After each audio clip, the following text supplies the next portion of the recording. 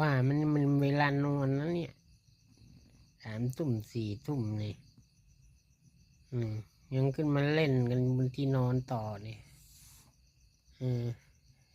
มาชมกันอยู่นั่นเลยแกล้งกันอยู่นั่นนี่ขนมก็ต้มโฮโมหลับแล้วเหรอ